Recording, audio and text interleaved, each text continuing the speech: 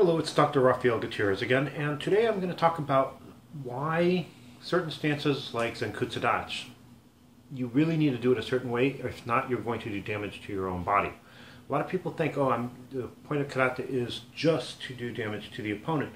The truth is, a lot of it is also making sure that you can continue doing this up until your 90s, even hundreds if you are lucky enough to live that long.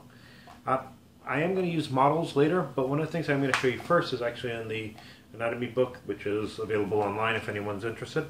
And what I'm going to show you is just the leg, and I'm going to tell you why I only use a couple bones instead of everything.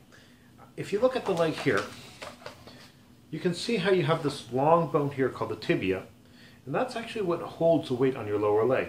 The one over here is called the fibula, and it really is more to help you move your foot around. I'm going to show you the foot as well, which is down here, and the femur, which is this bone here. And there are a lot of great things about this. Before that, I'm actually want to tell you about something I'm planning to do next week.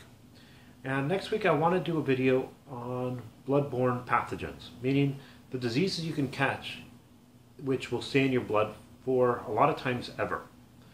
Now the reason I want to talk about this is because April is coming up, and I want to do videos that we're going to help people who might be interested in doing a Sexual Assault Awareness Month seminar, April being Sexual Assault Awareness Month. And a lot of seminars do not look at other things that are involved in sexual assaults.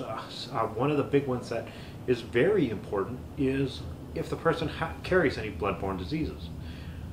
Reason is there are certain viruses, which I talk about in my Breaking Point book. This one, for those of you who are interested, I know, shameless plug.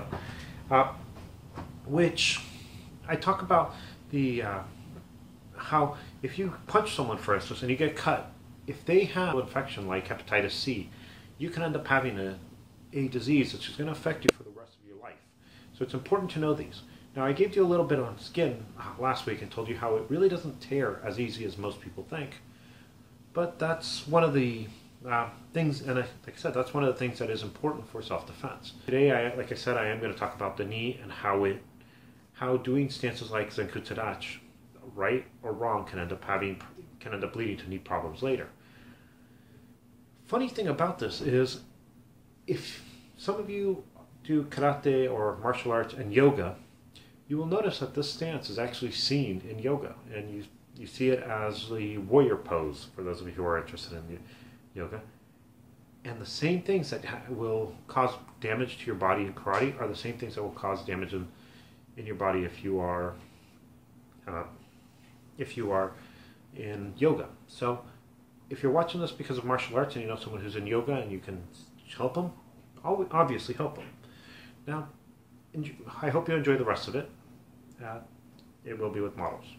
What I'm going to talk about is the position of the knee when you're doing stances like Zenkutsu Dachi, or the formal stance. This is actually, ironically, also seen in yoga, in the warrior pose, and a lot of things.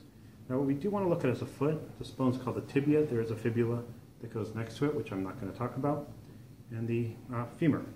Now, as this comes here, your patella would be just about a little farther from the bone. And what usually you want to do is you want to maintain the best structure that you can, and that is by lining everything up. Now, if you notice, what usually happens is we tell people to bend and just go to the second toe. Now, I'm going to use this to show how it is. So the second toe would be here. The leg would be bent somewhat like this. Now, the truth is, you actually wouldn't be so far, it would be more in a straight position. Now, all the weight would be here, but the reason you want to make sure the knee is over the second toe is to get a reference point, so you're not to the side here, which is going to cause instability, or to the other side here, which is also going to cause instability. You want to maintain it here for the maximum stability. When we look at the knee joint itself, we actually also want to make sure we don't go too deep. A lot of people tell you to go deep because the stance looks better, but the problem is as you go deeper and deeper, what you'll notice is at the end is you actually start getting to the end of the articulating surface of the femur. And so what ends up happening is you start getting damage to bone. Now, the other reason that it's important to line up with the knee here is so the knee is actually supported well, not just on the joint, but also if you are moving to the side, the knee will actually end up wiggling, causing damage to the side, leading to osteoarthritis, which means that your knees will not function as well. So what happens is you really have to, when you're doing the stances such as Zankutsu Dachi, you really have to look at all different bones to make sure that you're actually not causing damage to your knee. The goal of karate is to do it while we're still in the 70s or 80s, 90s, even 100s. So we want to protect our knees so we don't have pain and they will work. Again, if we go to the side, you'll start doing damage to this side of the knee. If you go to the outside, you start doing damage to the inside portion of the knee here. It starts wearing and can tear. If you come to the other side, you can also start doing damage to that part of the knee. So you do want to maintain roughly a neutral position of perpendicular so you can end up having enough support. The other thing that this will do is it will actually also, with the ligaments and muscles active, it will keep this leg from moving around this way, which will cause damage to the ligaments found in the knee. So again, you actually do have the tibia, the femur, and I did not put the fibula because it wouldn't necessarily fit into the, it's not actually meant to hold weight. It's actually meant more for helping the rotation of the leg and stability. Thank you.